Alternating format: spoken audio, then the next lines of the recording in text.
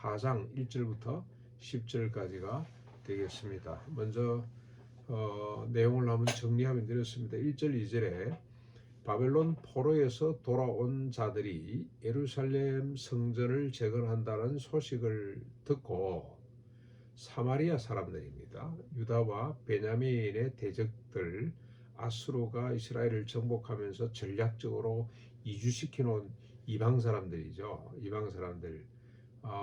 그곳에서 오랫동안 틀을 잡고 살아가는 이방 사람들로 혼합주의자들입니다. 하나님도 좋고 그들이 섬기는 신도 좋고 그냥 종교 혼합주의자들을 말합니다. 그들이 찾아와서 우리도 당신들과 함께 건축하겠다고 제안을 합니다. 우리도 당신들처럼 당신들의 하나님을 찾는 사람들이 아니냐고 그렇게 제안을 하는 거죠. 그러니 건축 너희들만 하지 말고 우리도 같이 하자. 예루살렘 성전이 다시 건축이 되면 뭔가 종교적으로 또 큰 중심축이 이동될 것 같기도 하고 하니까 자기들의 종교적 어떤 보호, 종교적 어떤 열심 이런 것들이 같이 와서 우리도 숟가락을 놓자 그러고 제안을 하는 거죠. 그랬더니 스룹바벨과 예수아가 그리고 이스라엘의 족장들이 반대하죠. 허락하지 않습니다. 너희는 우리 하나님께 성전을 건축할 수가 없다. 우리는 바사왕 고레스가 명령한 대로 홀로 여호와의 성전을 건축하려고 한다. 정치적으로 이건 문제가 안 된다. 그러나 종교적으로 너희와 같이 할 수가 없다. 너희들은 지금 혼합주의가 돼 있는데 어떻게 여호와 성전을 건축하려고 나서냐고 단호히 거절을 합니다. 그들의 불순한 동기를 알기 때문에 허락할 수가 없죠. 자, 그러자 4절 5절입니다. 그 대적들이 유다 백성의 마음을 약하게 하고 두렵게 하고 관리들에게 뇌물을 주어서 그들의 계획을 방해하게 됩니다. 이 방해 공작은 고레스가 이제 허락을 했습니다. 그의 사이가 왕위를 물러봤죠. 다리오입니다. 다리오가 즉위할 때까지 계속됩니다. 계속. 그뿐만이 아니고 아수에르 왕 그때도 다시 고발장을 쓰고 그리고 아닥사스다 왕 때도 비슷한 음해가 계속됩니다. 몇 년 동안 계속 끊임없이 방해 공작을 했더라 이 말입니다. 자, 이에 대해 름 총독과 서기관 심세 등이 아닥사스다 왕에게 예루살렘 성과 성벽을 재건하려고 한다고 이제 음해하는 그런 상서를 올렸겠죠. 저들의 동기가 불순하다. 당신의 선왕 고레에서는 아주 선한 마음으로 예루살렘 성전을 건축하라고 허락했지만 저들은 아마 저려놓고 아마 독립을 쟁취하려고 그러고 우리를 대적할 것이다 하는 이런 음해성 편지를 계속 올려 보냈습니다.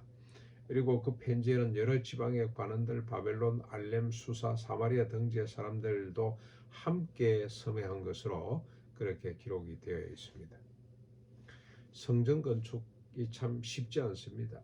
고레스가 허락을 했습니다만은 하나님의 약속대로 이스라엘 백성들이 다시 귀환을 시작하고 와서 하나님 중심 국가로 세우기 위해서 성전 건축을 하는 것이 참 만만치 않구나 생각했다고 되는 것이 아니구나. 여러분 우리가 가정예배를 드리자라고 뜻을 정했다고 바로 되는 거 아니잖아요. 얼마나 방해 세력들이 많습니까? 제대로 된 교회를 해보자고 우리가 결단을 한다고 바로 되는 거 아니잖아요.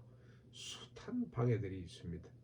특별히 하나님의 일, 세상 가운데서 하나님의 일, 하나님의 나라와 하나님의 의를 펼쳐보자고 하는 것은 결코 쉬운 일이 아닙니다.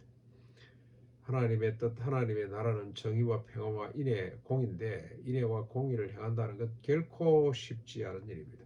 계속해서 방해 공작이 있습니다.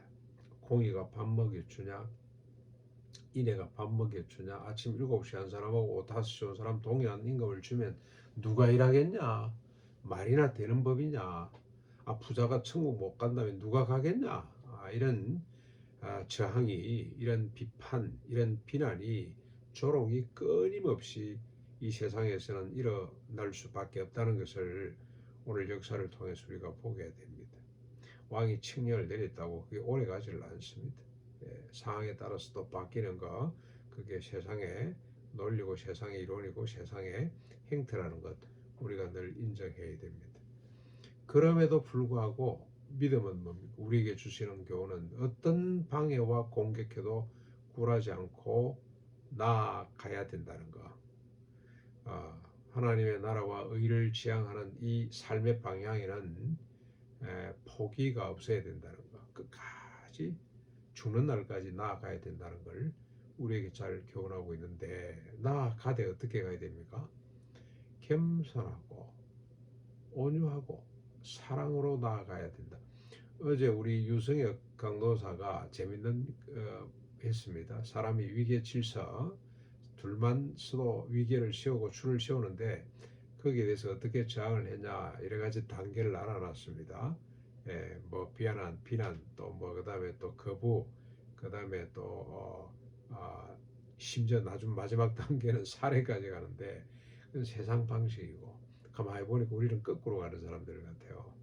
하나님의 나라와 의를 지향하는 삶에는 반드시 지향이 있는데, 어느 정도냐, 비난, 그다음에 이제 구타, 책망, 배제하다가 나중에는 결국 살해까지 가는 것이, 이게 성경의 역사였구나. 그럼에도 불구하고 우리는 끝까지 겸손과 인내와 사랑과 온유를 버리지 않고 그 길을 가야 되는 거죠. 어떻게 보면 죽음의 길로 가는 겁니다. 죽음의 길로가 무슨 소용이냐, 끝나는 거 아니냐라고 생각을 합니다만은, 죽음의 자리에 생명이 피어나는 거죠. 하늘의 밀이 땅에 떨어져 죽지 아니하면, 썩지 아니하면 하늘 그대로 있고, 죽을 때 많은 열매를 맺게 되는 것이 이게 천국의 비밀입니다. 천국의 공식입니다. 오늘도 어떤 저항에도 우리 내면의 방해가 더 많을 수가 있는데, 어떤 방해 공자에도 주님의 나라, 하나님의 의와 공의와 인애의 가치를 쫓는데 포기하지 않는 삶이 될 수 있기를 바랍니다.